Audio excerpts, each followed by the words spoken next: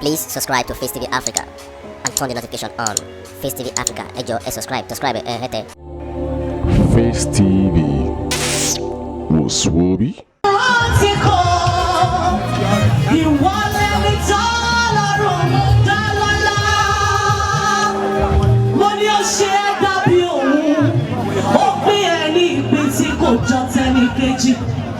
Oh, malale wo ìwọ la mi àṣẹdá látọ̀run àdágbé ènìyàn ó wá fi ọjọba ohun gbogbo tó ti kọdá ó dá ẹ ó pín ẹ níre ìwọ ni bẹ́ẹ̀ ni àṣẹ Olódùmarè ni àmì lòun ìwọ la mi àyọ̀mọ́ ogún rẹ ni ẹ̀dá ẹ̀mí ló fi ṣèránṣẹ́ rẹ Fọláṣadé àkọ́rí ìran rẹ ojú ògo rẹ ni torí ó ní ìmìyẹ rẹ nínú ọmọ ní ìmìyẹ rẹ nínú ó ní àlàáfíà nínú ọmọ aláyé ọtún wà láàyè lórí ọmọ lórí ọkọ orí ìmìyẹ rẹ láyé yìí ẹni ọmọ rí ọmọ rí nǹkan torí láti inú oyún títí tó fi dánmọ̀ wọ́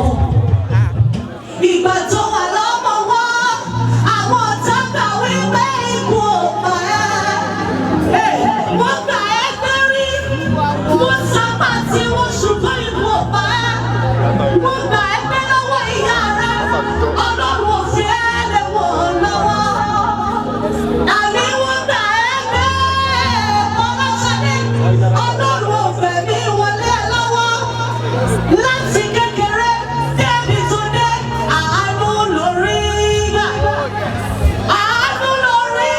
o agbára kọ́ ìmọ̀ rẹ kọ́ òye rẹ kọ́ ìfúnṣẹ́ kọ́ owó kọ́ àánú ṣá lórí gbà bí kò bá ṣe wọ Ọlọ́run tó fàánú gbà Fọláṣadé ogun ayé ìbá ti borí rẹ̀ ó wá ní pé bàbá ẹ ṣé ẹ kú ìtọ́jú ẹni tó bá nífẹ̀ẹ́ wọn bá wọn pẹ́ sókè Jésù ẹ ṣé ẹ kú ìtọ́jú torí wípé ìbá má ṣe pé mo ní ọ̀rọ̀ òbí bàbá ìbá má ṣe pé mo ní ọ̀rọ̀ lẹ́yìn mi ogun ayé ìbábo Fọláṣadé ní pé bàbá mo dúpẹ́ látọrí mi dé sàlẹ̀ iṣẹ́ ọwọ́ rẹ ni bàbá mo dúpẹ́ tó sọ bẹ́ẹ̀ bàbá mo dúpẹ́ látọrí mi dé sàlẹ̀ kò sí tó bá wọ́n dé lẹ́yìn.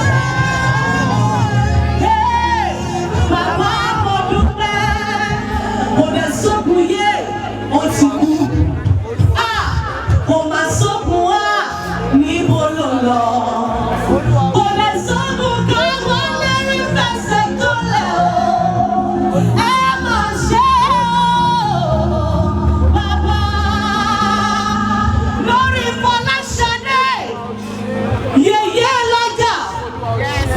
yèyé lọ́jà tiwantiwa ọmọ Tinubu aya Òjó olórí oyè Òjó ìyá àwọn wà lẹ́kìtì koríkodó lálẹ́ gbalẹ̀ bàbá wọn àbíkẹ́ koríkodó lálẹ́ gbalẹ̀ bàbá wọn kọ́ àpáta ńlá ló lálẹ́ gbalẹ̀ àwọn ọkọ rẹ̀ òun ló fi ń pè wọ́n ní olókè méjì takọtabo lórí ara wọn fún gbogbo ohun tójú rẹ ti rí tí ó fọ fún gbogbo ohun tẹ́tí rẹ ti gbọ́ tí ò di fún gbogbo ohun torí rẹ ti rò tí ó dàrú ṣèbó wọn la ṣe yìí lóko àìmọye ohun tójú ti rí tẹ́tí ti gbọ́ torí ti rò tí ó dá ẹ̀mí rẹ dúró àìmọye ìrírí tó yẹ kó ti dá ìsàn sí ẹ lára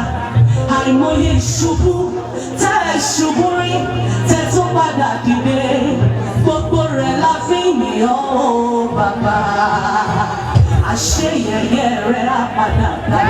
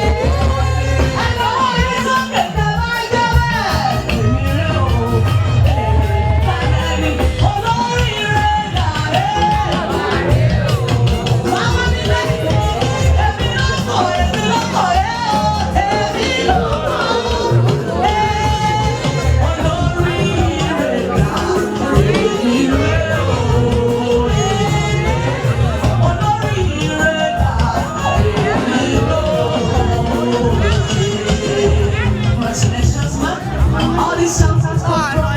Amen. The name of the shout out said, the person that sent me his shout out is Jumra.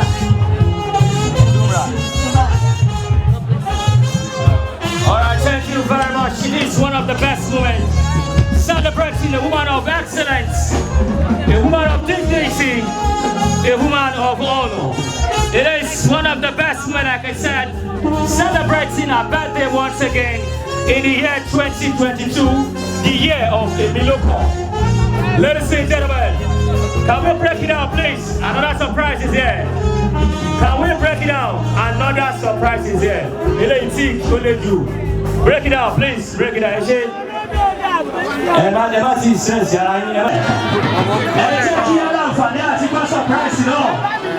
Ladies and gentlemen, oh yeah, are we ready? Are we ready? Who are you? Let's add the voice, please. Please subscribe to Face TV Africa and turn the notification on. Face TV Africa, subscribe, Face TV was Swoby.